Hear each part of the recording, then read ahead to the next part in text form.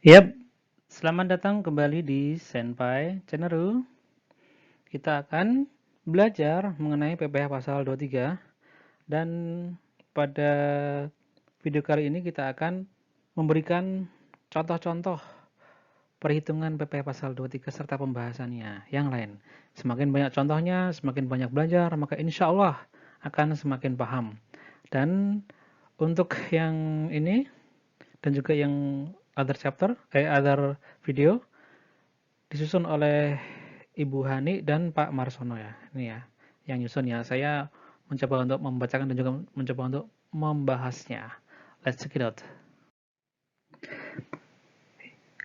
Yang pertama, soal 1 ini ya. PT Sedia Capital merupakan perusahaan penyedia jasa tenaga kerja. Si penyedia jasa tenaga kerja. Ya. PT Sedia Capital mendapatkan kontrak dari PT Ngalir Terus untuk menyediakan petugas Customer Service CS sebanyak 20 orang dengan mendapatkan imbalan jasa sebesar 20 juta. Petugas Customer Service tersebut selanjutnya menjadi pegawai Ngalir Terus. Ya. Jadi dia hanya mencarikan orang ya untuk menjadi petugas Customer Service. Atas pembayaran yang dilakukan oleh PT Ngalir Terus kepada PT Sedia Capital akan dipotong oleh PP Pasal 23 oleh siapa? Yap, oleh PT Ngalir Terus. Karena yang Ngalir Terus ini yang membayar jasa tersebut. Yaitu karena ini adalah jasa ya, jasa pasal 23 itu 2%. 2% dikali bruto. 2% kali 20 juta rupiah sama dengan 400 juta rupiah. Ya, easy ya ini ya.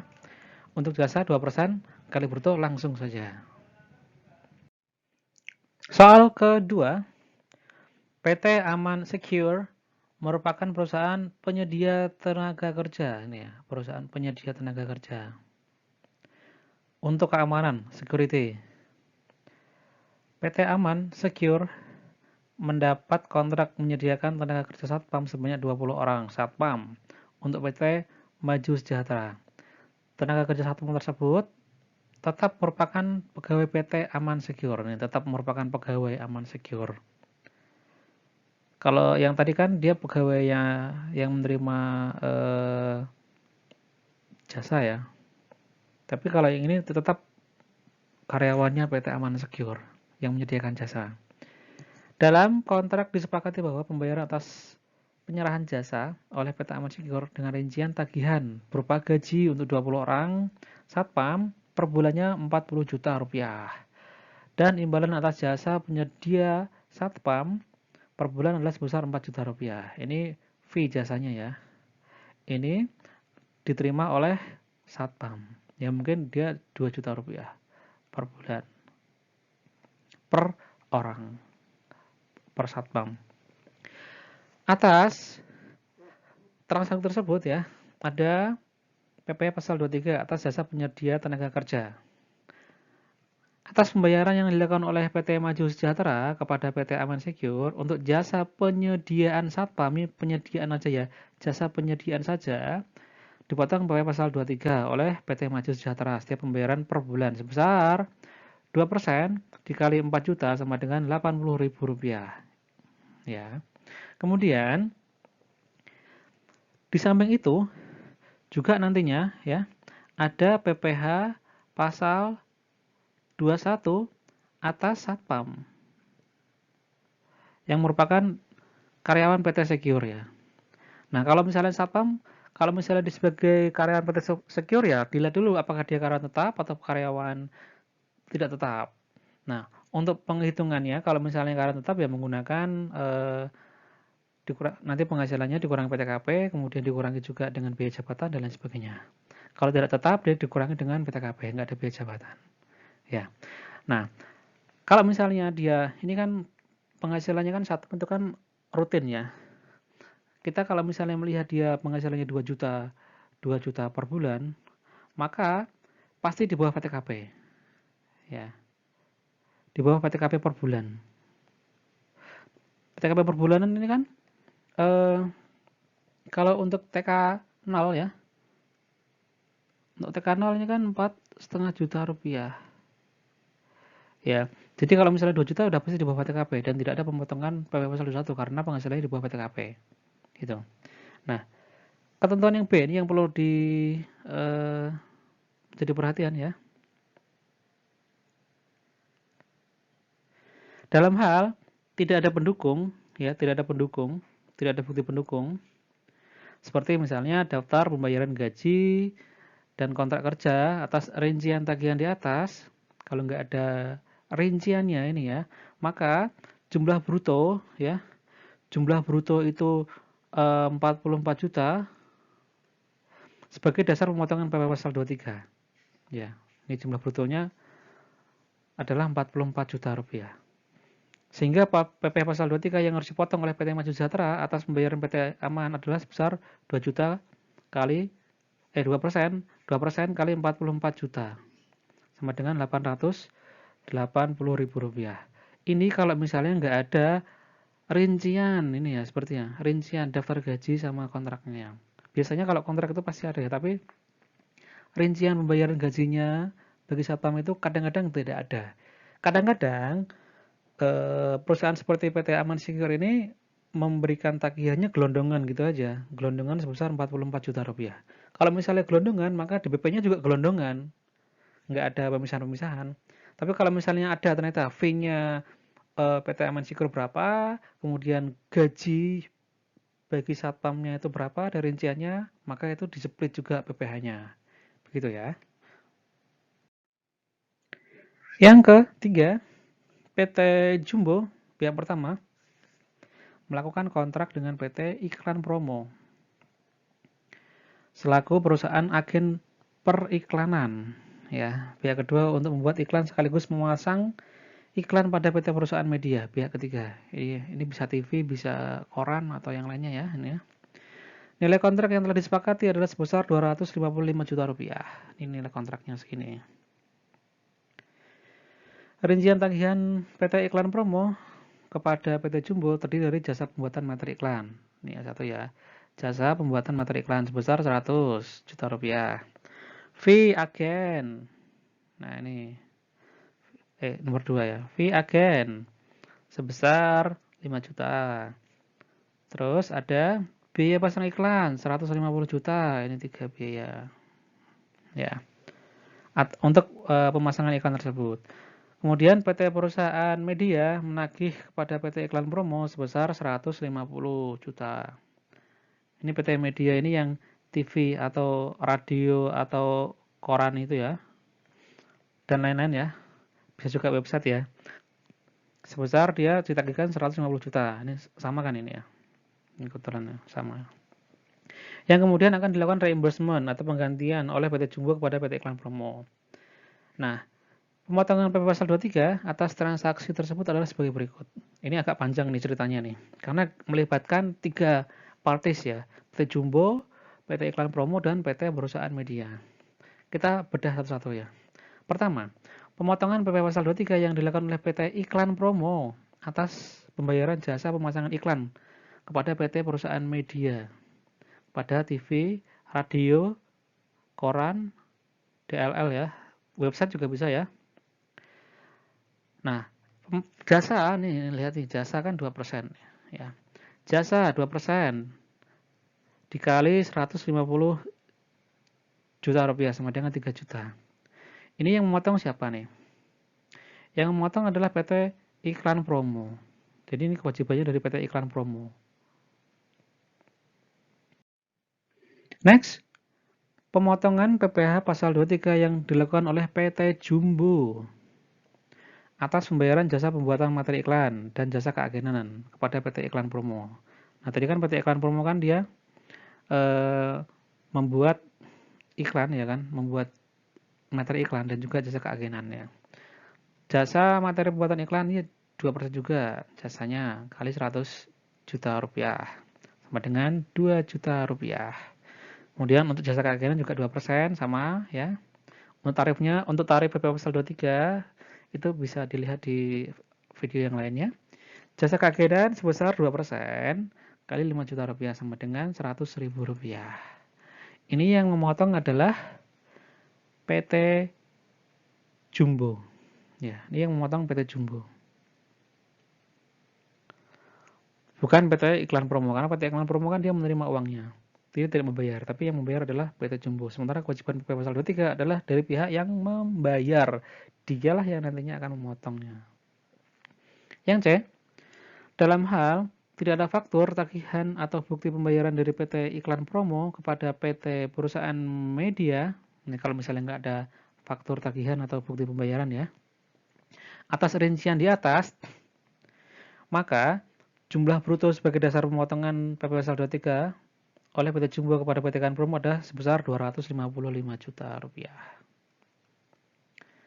Sehingga PP pasal 23 yang harus dipotong oleh PT Jumbo atas pembayaran kepada PT Iklan Promo adalah 2% dikali 255 juta rupiah sama dengan ya 5.100.000 rupiah. Ini kalau misalnya nggak ada bukti, ya artinya ini adalah apa? Gelondongan, tanpa ada rincian plus bukti-bukti, ya sehingga kenanya gelondongan. Ya, kalau misalnya ada rincian ya seperti yang di atas tadi, seperti pada poin A dan B ya. See? Next ya. PT Karet Rubber. Karet rubber pula, double-double. Mengikat kontrak dengan PT Mode Pakaian. Juga sama. Untuk membuat seragam kantor PT Karet Rubber. Berdasarkan model dan spesifikasi yang telah ditentukan oleh PT Karet Rubber. Ini model, spesifikasinya sudah ditentukan oleh Karet Rubber. Dalam kontrak disepakati bahwasanya PT Karet Rubber akan menyediakan bahan baku. Nah, utama berupa kain dan PT Mode Pakaian akan menyediakan bahan tambahan. Imbalan yang disepakati atas kontrak tersebut adalah sebesar 100 juta rupiah. Tidak termasuk biaya tambahan. Tidak termasuk biaya tambahan. Nah, PT Mode Pakaian mengeluarkan biaya sebesar 20 juta rupiah. Ini PT Mode. Sini ya. Untuk bahan tambahan yang dibayarkan kepada CV Palu Gada. Nah, ini dia beli bahan tambahan dari CV Palu Gada. Palu Gada. Apa yang lo mau, gue ada kan gitu. Pemotongan PPh pasal 23 atas transaksi di atas adalah sebagai berikut. Pertama nih, atas pembayaran yang dilakukan oleh PT Karet Rubber kepada PT Mode Pakaian, dipotong PPh pasal 23 atas apa? Jasa maklon. Ya, atas jasa maklon. Oleh PT Karet Rubber sebesar 2% dikali 100 juta rupiah sama dengan 2 juta. Ini yang memotong siapa? Yang memotong adalah PT Karet Rubber. Jadi kewajiban PP pasal 23-nya ada di PT Karet Rubber. Karena PT Karet Rubber lah yang membayarkan. Ya. Kemudian, dalam hal tidak ada faktor pembelian. Tidak ada faktor pembelian kepada CV Palu Gada atas rincian tagihan bahan tambahan, maka jumlah bruto sebagai dasar pemotongan PP pasal 23 ada sebesar 120 juta rupiah. Sehingga PP pasal 23 yang dipotong oleh PT Karet Rubber adalah 2% kali 120 juta rupiah sama dengan 2.400.000. Ini gelondongan lagi. Dan nggak ada bukti, tidak ada bukti. Kalau misalnya ada bukti, berarti ikut yang di atas. Kalau ada bukti, bukti pembelian bahan tambahan, gitu ya. Jadi biaya bahan tambahan itu dikeluarkan dulu kalau misalnya ada buktinya itu. Jadi yang terutang ya atas jasanya itu, tidak termasuk dari bahan itu. Yang kelima, soal kelima. PT Cermat meminta kepada CV Selera Sedap yang bergerak di bidang pengadaan catering, nih, catering sedikit berbeda ya, untuk menyediakan makanan dalam rangka perkenalan produk kepada sekitar 500 orang nanti pesertanya, peserta pengenalan produk itu. Kontrak yang disepakati untuk pengadaan catering tersebut adalah sebesar 30 juta rupiah. Kontrak pengadaan untuk catering, nih, catering. Ingat-ingat. Dasar pemotongan untuk jasa catering adalah seluruh tagihan, ya, all dari CV selera sedap yaitu sebesar 30 juta rupiah. Atas pembayaran yang dilakukan oleh PT Cermat kepada CV selera sedap dipotong PP pasal 23 oleh PT Cermat sebesar 2% dikali 30 juta rupiah sama dengan 600 juta rupiah. Khusus untuk yang catering ya, ini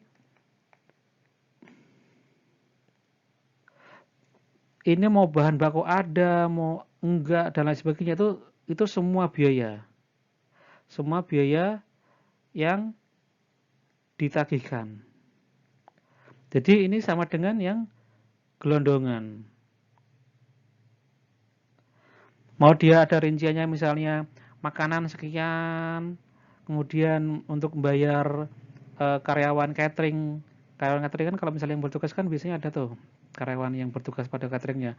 Karyawan itu nggak ngaruh karena khusus untuk catering itu 2% itu adalah dari bruto totalnya itu. Ya, khusus untuk cateringnya.